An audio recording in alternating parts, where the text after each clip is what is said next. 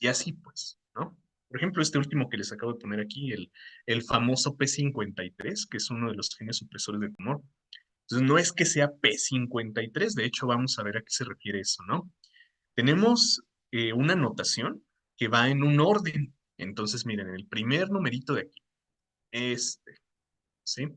Este numerito nos está diciendo el número de cromosoma o de cromátide, pues, ¿sí?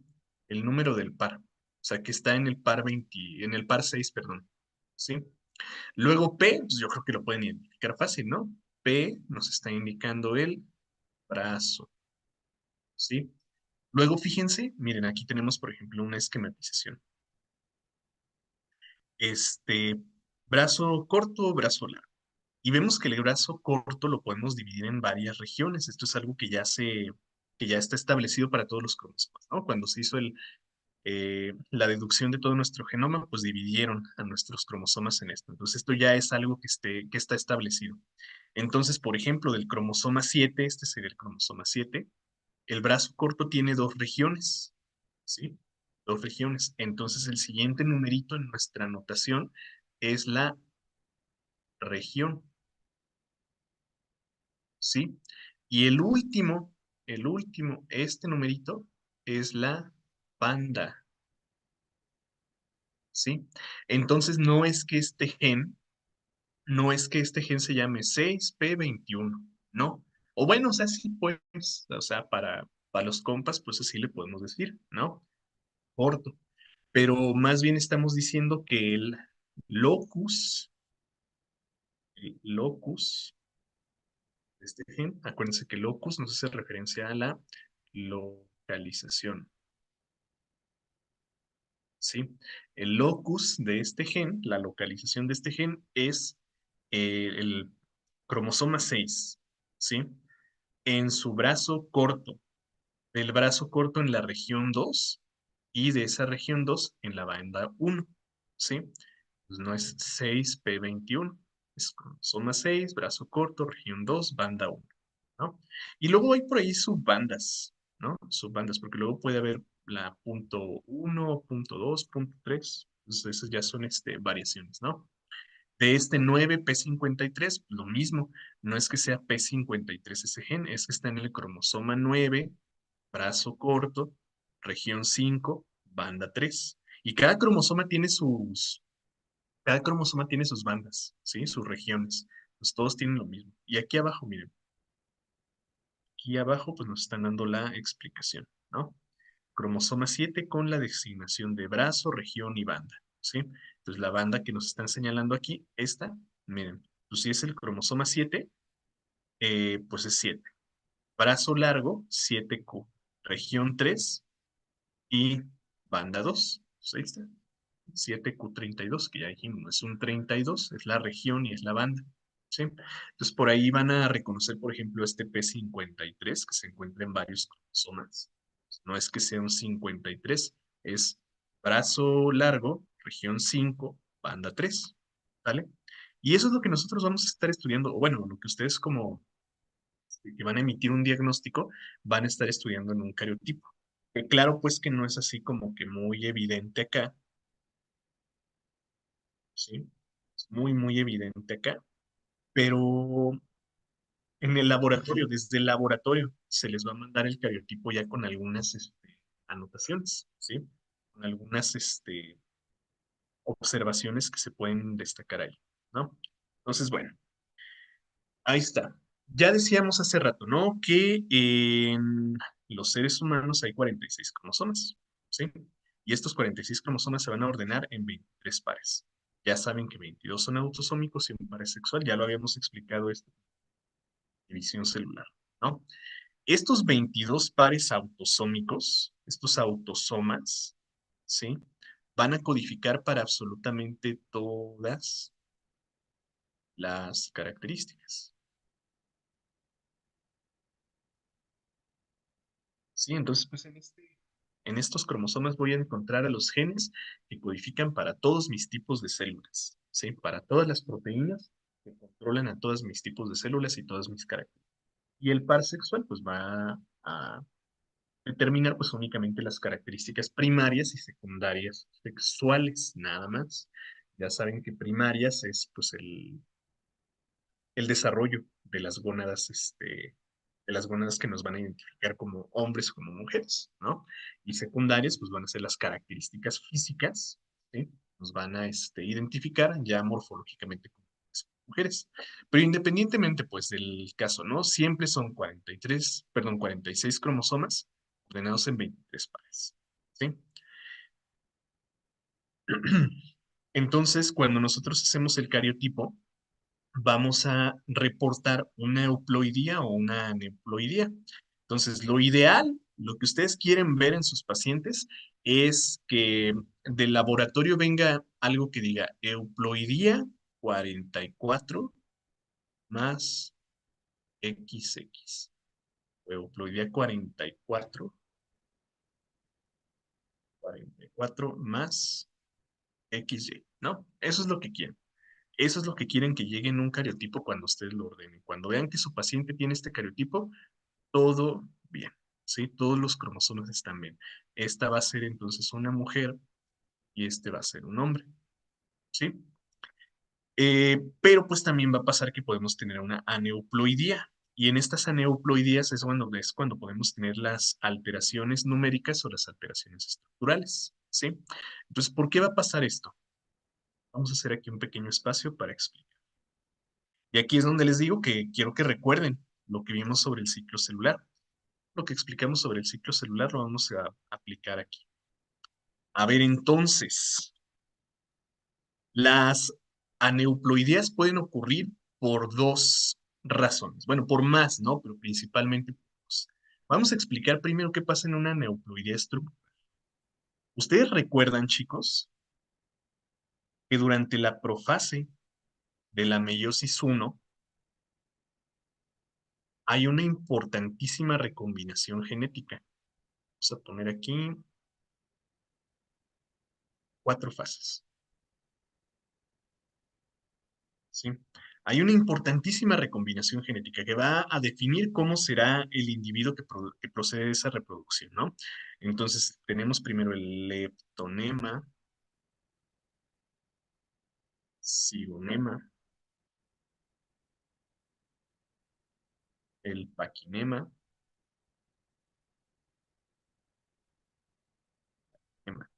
y el diploteno. O leptoteno, cigoteno, paquiteno y diploteno. Son lo mismo, ¿sí? Son exactamente lo mismo. Entonces, les hablo de esto como la meiosis uno, ¿no? Cuando están formándose los cromosomas que van a participar en una reproducción sexual. O sea, pues que ahí vienen cromosomas de dos progenitores. Voy a poner así de dos colorcitos, ¿no? Cromosomas rojos de papá y cromosomas azules de mamá, ¿no? Entonces tengo ahí cromosomas de dos individuos. En el leptonema lo que vamos a ver es que apenas se están formando. Acuérdense que esto es la profase.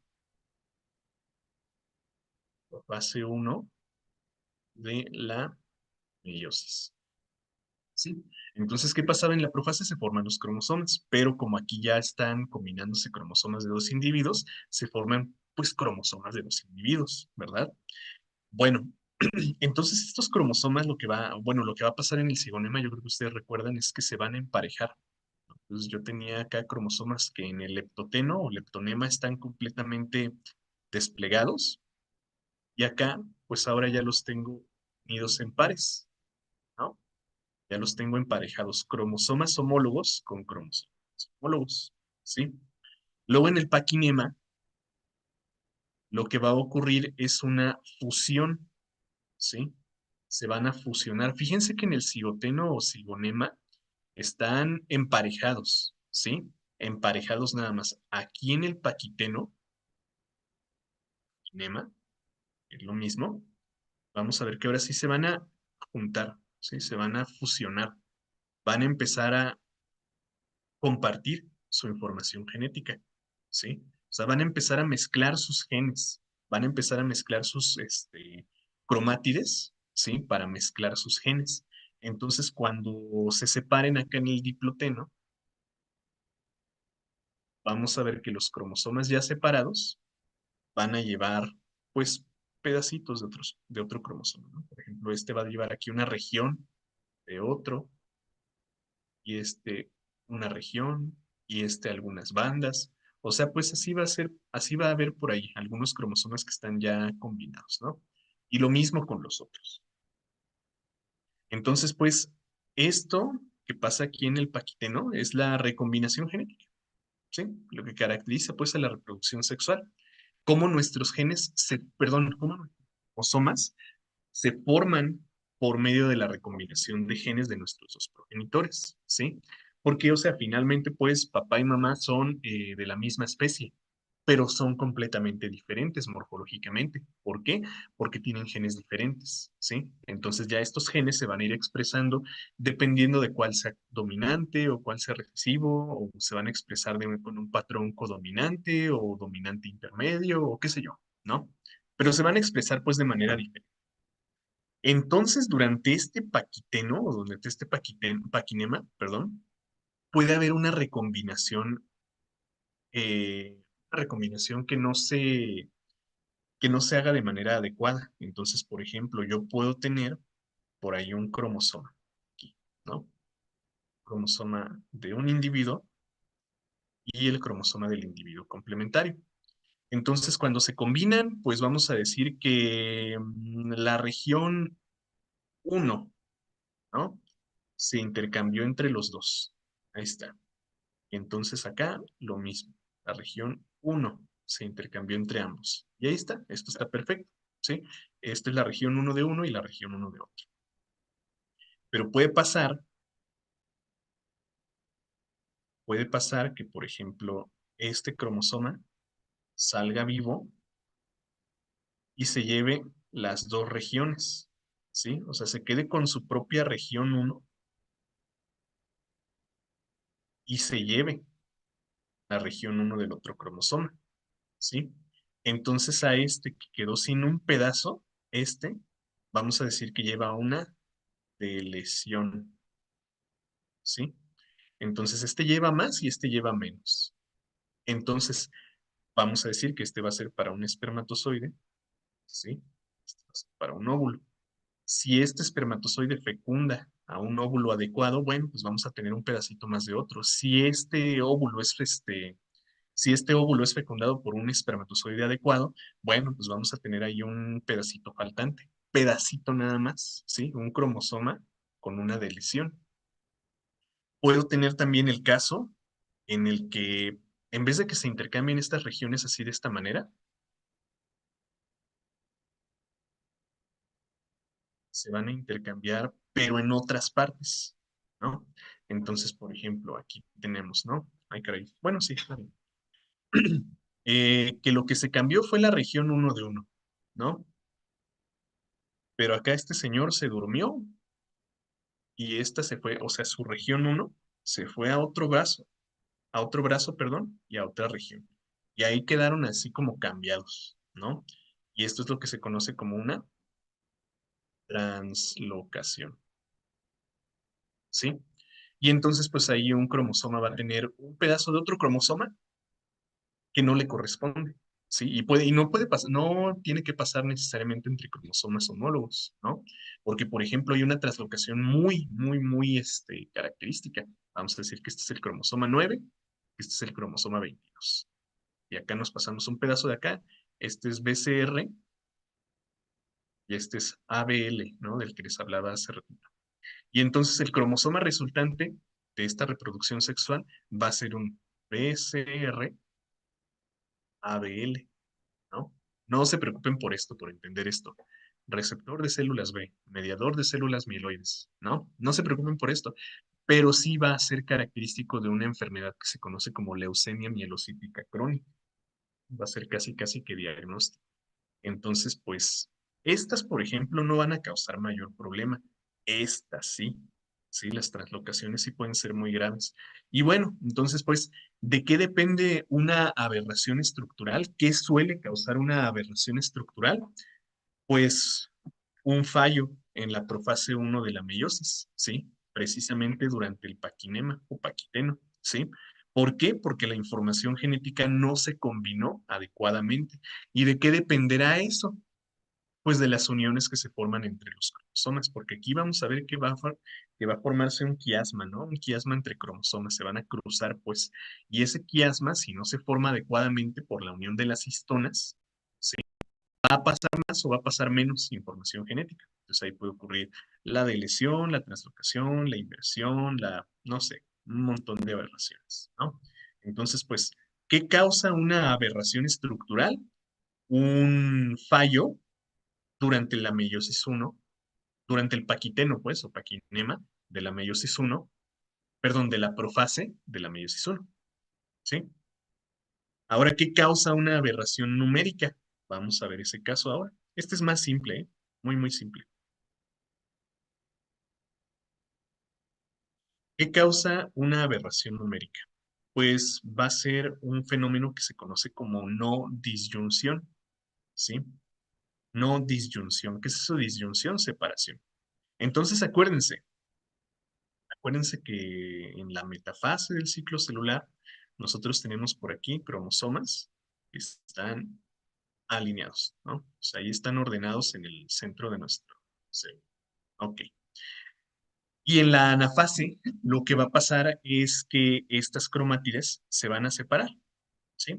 Recuerden que se formó una unión muy estrecha, una unión irreversible entre los microtúbulos del uso cromático y las cromátides. Una unión muy, muy estrecha, una unión irreversible. Entonces, cuando los centriolos empiecen a recoger a estos microtúbulos, lo que va a pasar es que, pues esa unión estrecha va a romper a las cromátides, ¿verdad? Esa unión tan estrecha va a romper a los cromosomas y los va a separar en cromátides. Entonces, un cromosoma que se separa adecuadamente me va a producir los cromátides de este lado y cromátides de este lado. Pero puede pasar que la unión de este uso cromático, de estos este, microtúbulos, no sea tan estrecha, ¿sí? Y que un cromosoma acá se me vaya completo, ¿sí? O sea, todas acá se fueron divididas, se fueron, separadas, pero acá un cromosoma se me fue completo. Y acá me falta una cromátide y acá yo tengo una cromátide de más, ¿sí? Entonces, ¿qué pasaría ahí? Bueno, pues ya durante la meiosis, ¿sí? Durante la meiosis vamos a decir que este es un espermatogonio, ¿no? Y me produjo 4 espermatozoides. Entonces, durante la meiosis, vamos a decir que un gen X, ¿no? Un gen cualquiera, quiero decir, no me refiero al cromosoma X, ¿sí? Un gen X, un gen cualquiera, un gen arbitrario, ¿no? Se me fue de esta manera. Cada cromátide, recuerden, perdón, cada espermatozoide, recuerden que lleva una copia de cada cromátide, ¿sí? Yo creo que ustedes recuerdan que esta célula es diploide y todas estas son haploides, ¿sí? Todas estas son haploides. Ok. Ahí llevo una. Cada una lleva una parte de un cromosoma, ¿sí? Una cromátide. Pero hubo un pedazo en el que no se separó correctamente. Entonces, aquí en vez de tener, por ejemplo, ese cromosoma, ¿sí? Que no se separó, se quedó aquí en esta célula, ¿sí? Y me dio una célula con 2 cromosomas y otra sin ningún cromosoma. Y entonces cuando llegue el óvulo, ¿sí? O bueno, cuando llegue el espermatozoide a fecundar al óvulo, ¿sí? Un óvulo que también debe tener una sola copia, una sola copia de ese gen X, de ese cromosoma cualquiera, de ese cromosoma arbitrario, ¿no? Bueno, ¿qué va a pasar si este se combina con este? Bueno, pues todo bien, ¿no? Me va a dar una célula diploide con sus 2 juegos de cromosomas, perdón, de ese gen. ¿Qué pasa si este se combina con este? Pues todo bien también, ¿verdad? Voy a tener una célula que me va a dar dos, dos cromátides del mismo gen. Pero ¿qué pasaría? Pasaría ahora si este se combina con este óvulo? Si tengo una mala suerte de que un 25% ¿sí? La que agarre la probabilidad más baja y que un 25% o con un 25% de probabilidad, pues pase esto. Pues voy a tener un cigoto que va a tener ¿cuántas cromátides? Las dos del espermatozoide que no hizo su disyunción correcta, ¿sí? Y la del óvulo que está presentando este caso. ¿Cómo se llama esto? Esta es una trisomía, ¿sí? Esto es a lo que le llamamos trisomía. Ahora, ¿qué pasaría si el resultado de la no disyunción de esta espermatogonia se combinara con un óvulo? Sí, pero que ahora fuera el que no se llevó ninguna cromátide, ¿sí? Entonces, este es un óvulo y este es el espermatozoide que no se llevó nada, ¿no? A ver, este es el espermatozoide y este es el óvulo. ¿Qué pasa si este se combina con este? Bueno, pues el cigoto resultante de esta reproducción únicamente va a tener una cromátide de ese gen específico, ¿no? De ese cromosoma. ¿Cómo se llama esto? Es una monosomía, ¿sí? Y esto es a lo que le llamamos aberración numérica, ¿sí? Esta es una aberración numérica. Entonces, esta es la causa de las llamadas trisomías y monosomías. Y ya depende de cuál sea el cromosoma que no se haya separado, pues que tenga una monosomía, no sé, vamos a decir que este es el que no se separó, es el cromosoma X, ¿sí? Entonces, ¿qué tendría aquí? Si se trata de un hombre, vamos a decir que este es un hombre, ¿no? El que resulta de esta reproducción es un hombre. Pues voy a tener un X, Y, ¿sí? Y esto es una enfermedad. ¿Cómo sería aquí una monosomía? Vamos a decir que esta es una mujer, que en esta resultó una mujer y nada más tiene un cromosoma X. Esta también es una enfermedad, ¿no? Aquí me falta un cromosoma X y aquí me sobra un cromosoma X, ¿de acuerdo? Entonces, pues ya estas las vamos a ir relacionando. Estas las vamos a ir relacionando pues con determinadas patologías. Por ejemplo, yo creo que ustedes recuerdan perfectamente algún tipo de trisomía, ¿no? Que recuerdan algún tipo de monosomía. Entonces, estos son a los que les llamamos síndromes cromosómicos, ¿sí? Cuando falta o sobra algún cromosoma, ¿sí? Que tenga una trisomía o una monosomía, o cuando cromosoma no se combinó directamente con su cromosoma homólogo y tengo una aberración estructural, ¿sale? Entonces, pues esas son las causas, chicos, de las alteraciones numéricas. Bueno, ¿se entendió esto, chicos? ¿Hay dudas con esto? ¿Sí quedó claro? ¿Sí? ¿Todo bien? Ok, bueno. Y pues bueno, ¿qué, qué tenemos que entender de aquí? Pues no, bueno, más bien que tenemos que aprender de aquí. Pues aquí sí les voy a pedir estas cuestiones, ¿sí? Que ustedes revisen lo que ustedes quieran, esta presentación o la literatura que tengan ustedes a la mano o alguna bibliografía recomendada, lo que sea, pues, pero que revisen los síndromes cromosómicos, porque ¿qué les voy a enseñar de aquí? Ya les enseñé las bases, ¿sí? Ya tienen todo lo que necesitan para entender.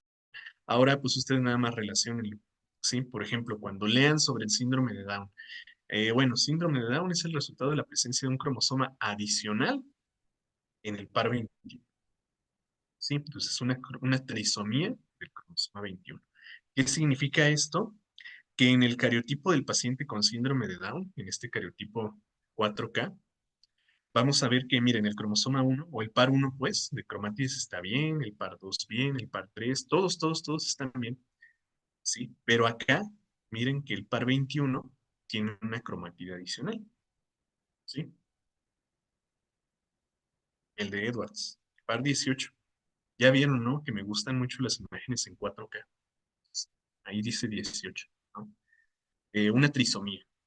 O el síndrome de Patau, que es una trisomía. O el síndrome de Turner. Es uno que les preguntan muy comúnmente. Es mujeres que no tienen el cromosoma sexual, ¿sí? Les falta un cromosoma X. No que les falte un Y, porque ahí serían más bien hombres, sino que les falta un cromosoma X. El de Klinefelter. hombres que tienen un cromosoma Y, pero además tienen un cromosoma X adicional, ¿sí? O sea, son como mujeres en el cuerpo de un hombre. Y así, chicos, vayan viendo cuál es la clínica, ¿no? De cada uno de estos, de cada uno de estas enfermedades. Entonces, pues, ¿de qué depende que ocurra algún síndrome cromosómico? De una aberración, ya sea numérica o estructural, ¿sí? Porque, por ejemplo, ahorita veíamos, ¿no? Sobre la trisomía del par 21 que causa síndrome de Down.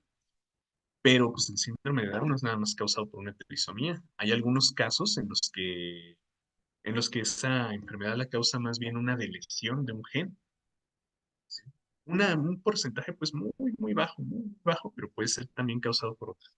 Entonces ahí ya les voy a encargar que lean esto. ¿Y de qué depende pues eh, que se exprese o que no se exprese un gen, un gameto, perdón, que tenga un cromosoma menos o un cromosoma más, o un cromosoma traslocado, o un cromosoma invertido o duplicado, o lo que sea? ¿De qué depende eso? Pues de cuál sea el dominante, cuál sea el recesivo, ¿sí? Y esto pues nos va a llevar ahora sí a los mecanismos de herencia que dependen de genes. Entonces, pues ya esto sería nada más un repaso, ¿no? Vamos a ver rapidísimo, rapidísimo, cómo son estos mecanismos de herencia, ¿sí? Cómo se expresan y cómo nosotros podemos calcular las probabilidades de que algo así ocurra. Pues, permítanme un momento mientras les pongo la presentación.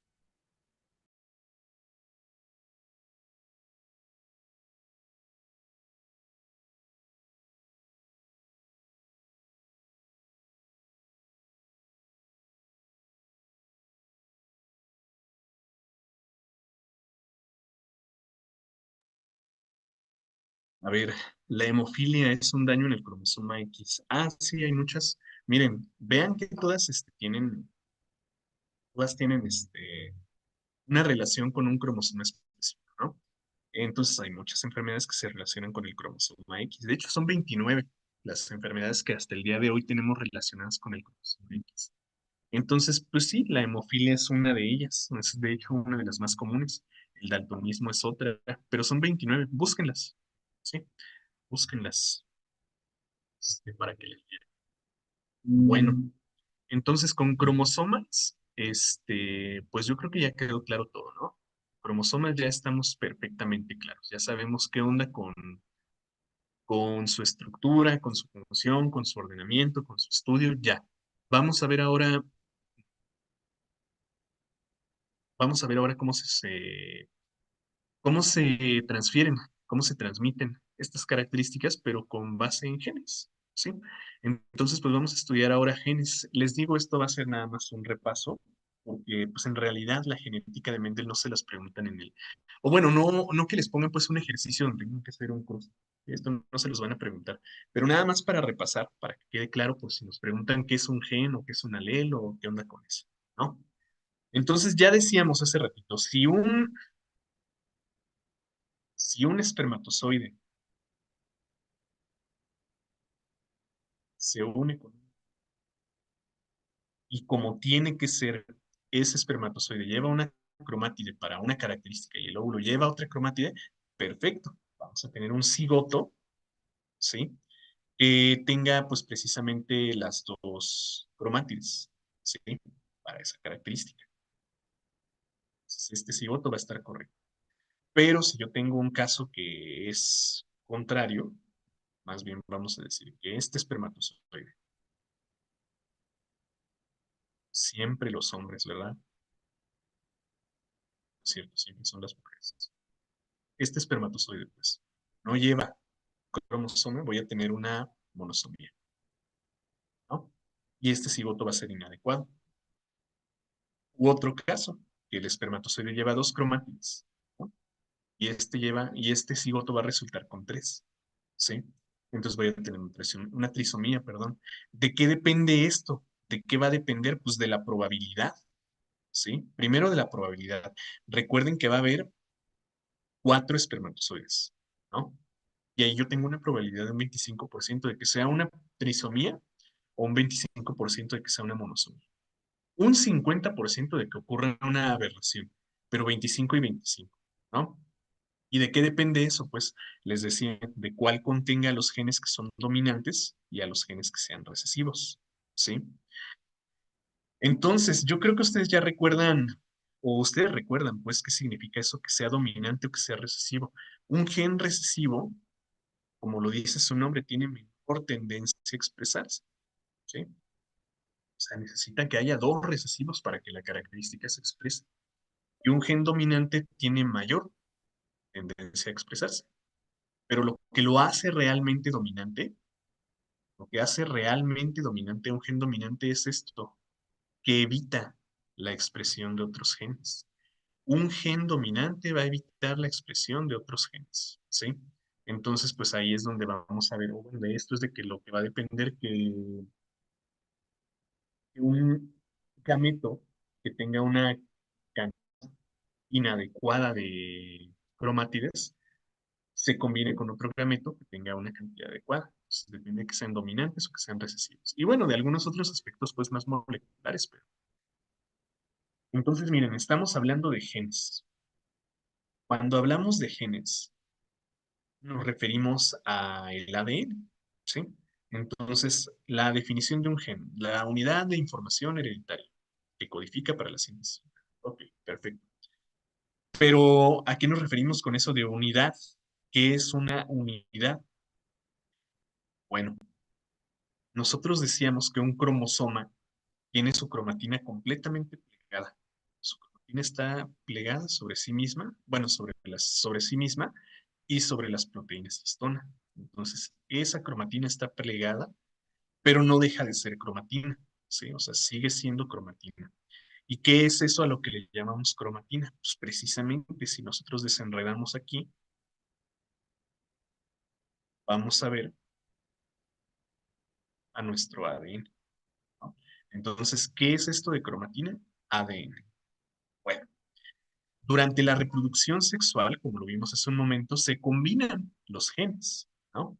Entonces decíamos hace un momento que los genes de un individuo, o sea, son el mismo gen. Vamos a poner aquí el ejemplo, ¿no?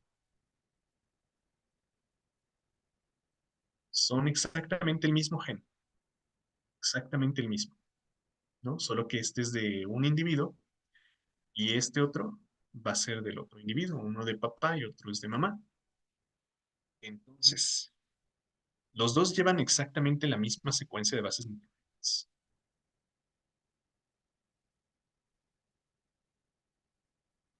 Poner ahí cualquier secuencia.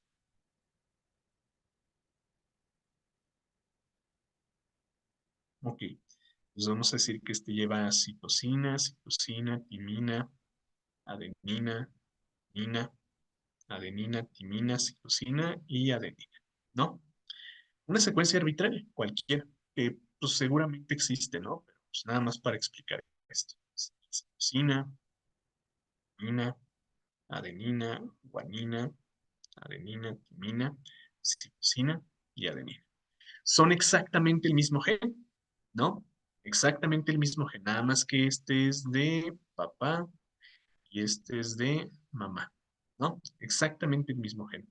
¿Qué significa esto? Pues que van a codificar para sintetizar exactamente la misma proteína, ¿verdad? Exactamente la misma secuencia de bases nitrogenadas, codifican para exactamente lo mismo. Esto que tenemos aquí es un gen, ¿sí? Esto que está aquí es también un gen. Son los mismos genes. Pero pues ya decíamos, llevan exactamente la misma secuencia, pero van a tener por ahí variaciones. Entonces, ¿cómo es esta variación? Vamos a decir que esta es una proteína que codifica para una característica simple. ¿Qué les pongo siempre? El cabello, ¿no? Vamos a poner que esta codifica para cabello y esta también para cabello, ¿no? Para las proteínas que van a formar el cabello. Ok, listo. Pero en alguna parte, en alguna parte de nuestra secuencia, por ahí va a haber algunas, bases nitrogenadas que van a variar. Por ejemplo, aquí, ¿no? Vamos a decir que en vez de ser guanina, adenina, estas, miren, guanina, adenina, Bueno, no, pues que esta se quede igual, ¿no? Que la mamá sea la normal y que el papá sea el mutante, ¿sí? Entonces aquí en vez de tener guanina y adenina, este tiene citosina y quimina, ¿no? Sus comentarios están al revés. Entonces, ¿qué significa esto? Que este ya no va a ser cabello y que ahora va a ser músculo y que este se va a quedar así como cabello. No, no, simplemente va a haber un pequeño cambio. Entonces, ¿cómo le llamamos a este pedacito de un gen que lleva una pequeña secuencia que va a ser una modificación a ese gen? Esto es a lo que le llamamos alelo, ¿sí? Y acá exactamente lo mismo, este es al que le llamamos alelo, ¿sí? Entonces, ¿qué es un alelo? Un alelo es un segmento de un gen, un pedacito de un gen, que va a hacer una modificación concreta, ¿sí? Una modificación muy, muy concreta a la característica para la que va a codificar, ¿sí? O sea, no quiero decir que la vaya a cambiar por completo. Esta va a formar cabello y esta también va a formar cabello, exactamente lo mismo, nada más que este va a ser rojo y este va a ser café, ¿sí? Entonces, miren, hizo una modificación concreta. Son la misma secuencia de bases nitrogenadas, pero por ahí hay una pequeña variación. Y esa es la variación que nosotros conocemos como alelo. ¿Cuál se va a expresar? ¿El cabello rojo o el cabello café? Pues el que sea dominante, ¿sí? Entonces vamos a decir que este es el dominante y este es el recesivo. ¿Cuál se va a expresar? Este, ¿sí? Entonces, pues, vamos a basar todos estos mecanismos de herencia en genes. ¿Qué son genes? Segmentos de ADN. ¿Sí? Segmentos de ADN que llevan una secuencia de bases nitrogenadas que van a codificar para la síntesis de una proteína. Pero como ya lo explicamos hace ratito, son la misma especie. Ambos individuos son de la misma especie, tienen los mismos cromosomas y los mismos genes, ¿sí? Pero por ahí va a haber variaciones en alguna pequeña secuencia de bases nitrogenadas. ¿Cómo se llama esa variación?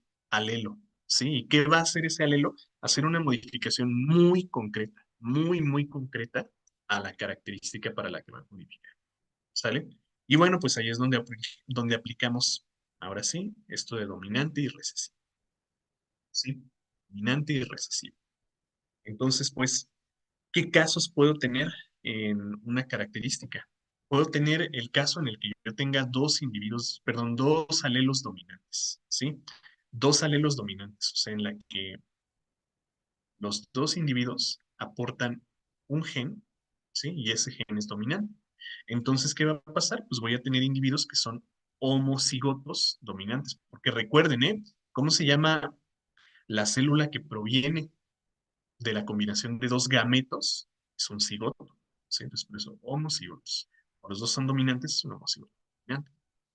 Homocigotos recesivos, lo mismo, pero con genes recesivos. Heterocigotos, lo mismo. ¿Qué es lo relevante aquí? ¿Qué es lo importante aquí de entender? Pues esto, ¿no? Que los genes dominantes evitan la expresión de otros genes. Entonces la cuestión está aquí en los heterocigotos. ¿Qué va a pasar?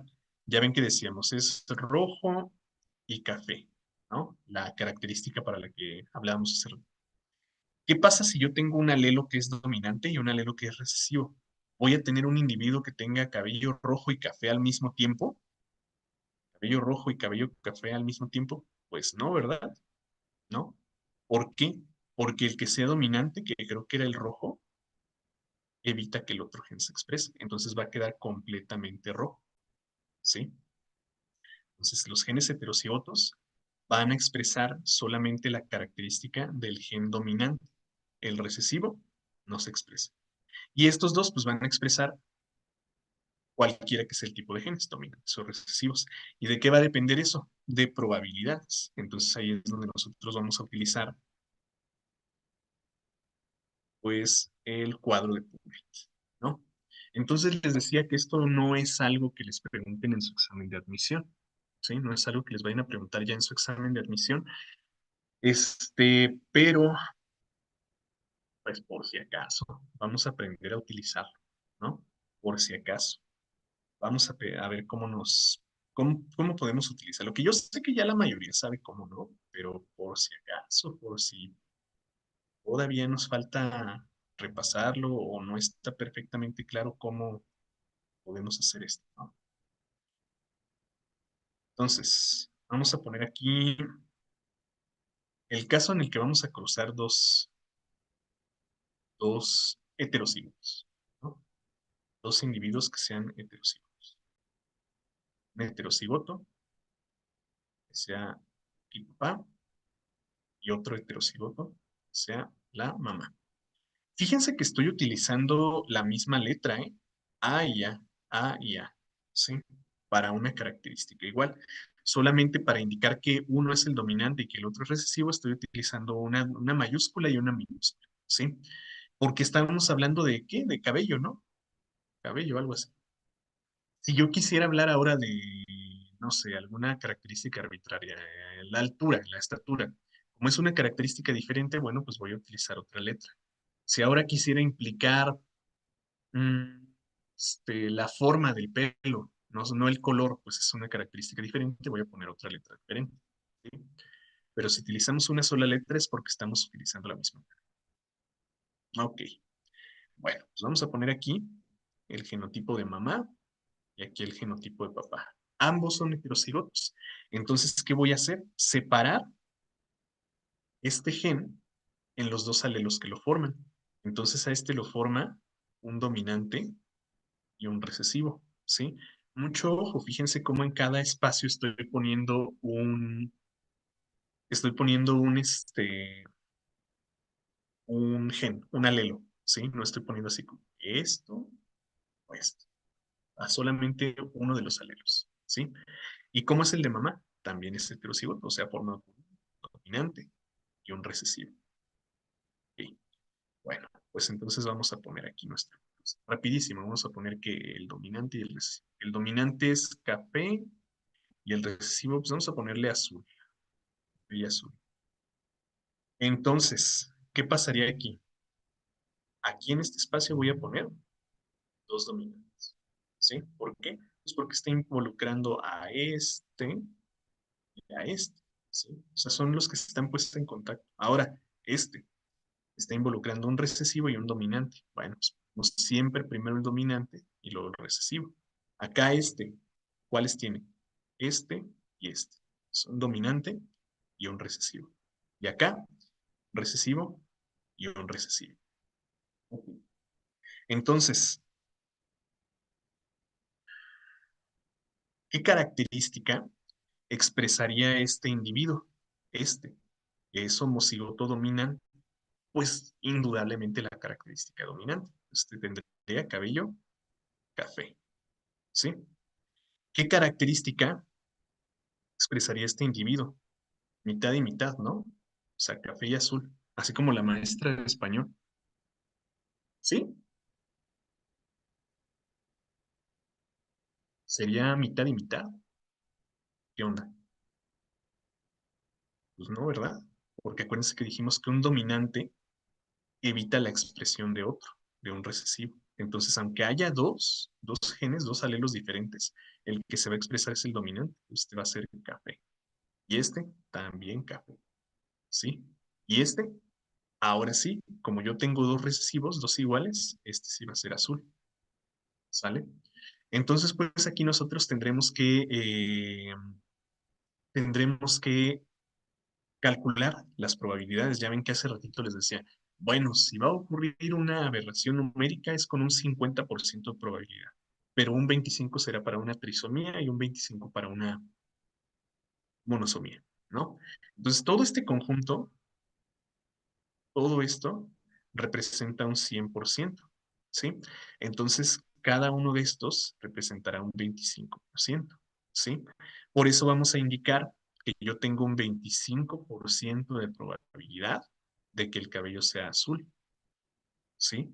Y tengo un 75% de probabilidad que sea café, ¿sí? ¿Y de qué depende esto? De la constitución genética de los individuos, ¿sí? De cómo sean genéticamente estos individuos, de que sean homocigotos o sean heterocigotos. Pero ¿qué creen, chicos? Nosotros pues somos un regadero, ¿sí? de características. Somos un regadero de razas. O sea, somos la misma especie, pero diferentes razas, diferentes características genéticas.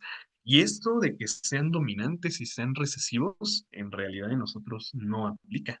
Porque, por ejemplo, ¿qué pasa si yo tengo un papá que es de cabello negro, negro, negro, negro, y una mamá que es de cabello rubio? Pues puede que sí salgan de cabello negro o de cabello rubio, pero en muchos casos va a ser como una combinación entre ambos, ¿no? Es como una mezcla de ambos colores. Y esto ya no aplica aquí. Entonces, esto del dominante y del recesivo aplica únicamente para las especies más simples en cuanto a su constitución genética. Como nosotros ya somos un regadero de genes y un regadero de características, esto no aplica con nosotros. ¿Qué va a aplicar entonces con nosotros? Si no somos dominantes, si no somos recesivos, en nosotros va a aplicar pues más bien la codominancia, codominancia o la dominancia incompleta. Ya son mecanismos pues no mendelianos, ¿sí?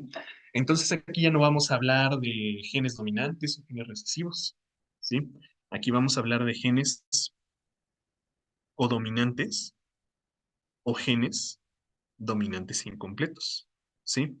¿Y cuál es la clave aquí? Que las dos características, ¿sí? Se van a expresar de manera simultánea, ¿sí? O sea que ahora sí voy a ver individuos de cabello azul con café, o una mezcla del azul y el café, ¿no? Entonces, a ver, ¿cómo es esto de la codominancia? La codominancia va a ser, pues como dijimos, la expresión simultánea, ¿no? De dos características. Pero aquí es donde se me confunde mucho, ¿eh? Así que, a ver, atentos. ¿Cuál es la clave para distinguir codominancia? Que es la expresión sí simultánea, pero completa, total, ¿sí? O sea, que si yo mezclo un individuo rojo con un individuo azul, ¿sí? Por ejemplo, una flor roja, ¿cómo me va a salir? Pues me va a salir una flor roja con, no sé, manchas azules. O al revés, ¿no? Azul con manchas rojas. O azul y rayas rojas, o no sé. Pero el chiste, pues, es que la expresión es completa. ¿Cómo es eso de completa? Pues que podemos distinguir ambas características, ¿sí? O sea, el rojo lo distingo perfectamente del azul, viceversa, ¿no? ¿Cómo es el otro? El otro mecanismo que aplica en nosotros, la dominancia incompleta. Bueno, es también una expresión simultánea, ¿sí? Una expresión simultánea, pero, las dos características se expresan parcialmente. O sea, miren cómo es la cosa. Si yo tengo un individuo rojo que se combina ahora con un individuo azul, pues las dos se van a expresar al mismo tiempo. Pero como es parcial, no voy a ver que ninguna se exprese más que la otra. O sea, no puedo diferenciar a una de la otra. Y más bien como que se van a mezclar. Entonces voy a tener individuos morados, ¿sí? Como la mezcla de ambas características. ¿Me explico? Entonces, esa es la clave, muchachos. Esa es la cuestión ahí. Y es donde les digo que muchos se me confunden porque sí nos llegan a preguntar más o menos sobre esto. Por ejemplo, acá, miren, en esta pregunta nos dicen, se cruza una ratona homocigota de cola larga con un ratón homocigoto de cola corta. Si la descendencia tiene cola mediana, ¿a qué tipo de herencia corresponde? O sea, es como una mezcla de ambas, ¿no? ¿Qué tipo de herencia sería aquí? ¿Cuál sería la respuesta?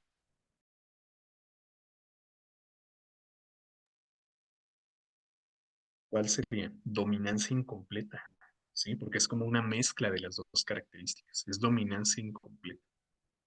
Y bueno, este es el tipo de preguntas que les van a hacer en el examen, ¿sí? Si es, pues, que les llegaran a preguntar esto, si es que les llegan a preguntar esto, ¿sí? Fíjense que esta de acá es más bien, tiene más bien que ver con lo que platicamos hace ratito, ¿no? Esta de acá abajo, la de la hemofilia, pues sería aquí el inciso A, ¿no? Tiene que ver más bien con lo que platicamos hace rato sobre. Pero bueno, y pues ahí está, chicos. Bueno, aquí en esta presentación vienen algunos ejercicios que pueden hacer para repasar el tema, pero no es algo que les vayan a preguntar y no crean que les van a poner cruces ni que les van a poner ejercicios donde tengan que hacer tablas y todo eso, no. Más bien sí les van a preguntar sobre los síndromes cromosómicos. Pero pues bueno, no les han puesto preguntas que no sepan hasta el día de hoy. Son siempre los mismos que les puse en la presentación anterior.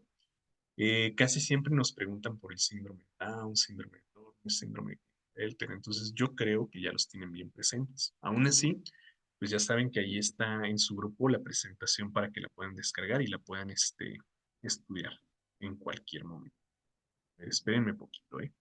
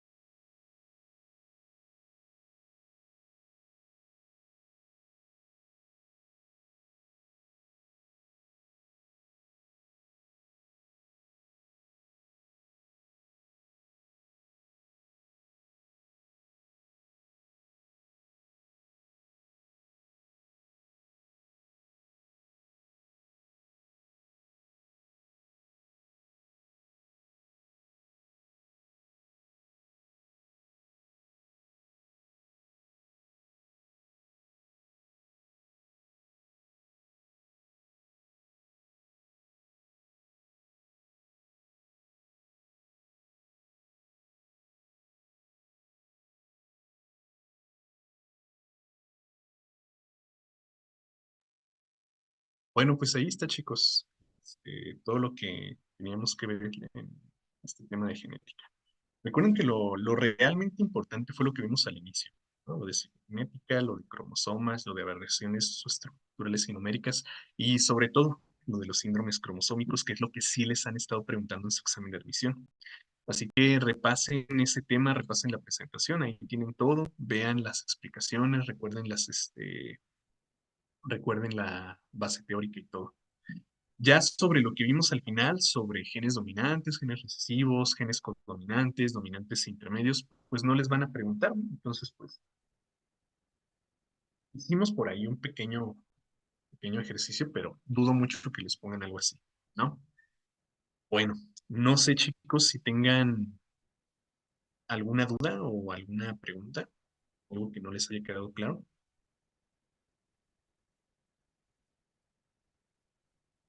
A ver, ¿qué hace que un gen sea dominante sobre otro? No se sabe. Esas son cuestiones moleculares, ¿sí? O sea, cómo interactúan molecularmente las bases nitrogenadas, pero no se sabe qué es lo que hace un gen dominante y qué es lo que hace un gen recesivo. A ver, ¿qué dice por acá? Invité al ceviche. Pues dime, si me sale, sí, ¿eh? Ya me pasaron por ahí algunos tips. Entonces, si me sale, sí. ¿Alguna otra duda que no sé sobre ceviche? Bueno. Pues espero que haya quedado todo bien claro, ¿sí? Espero que se haya entendido todo lo que vimos hoy. Y pues si no hay más dudas ni preguntas, de mi parte sería todo el día de hoy. Y nos vemos hasta la próxima. Adiós, chicos.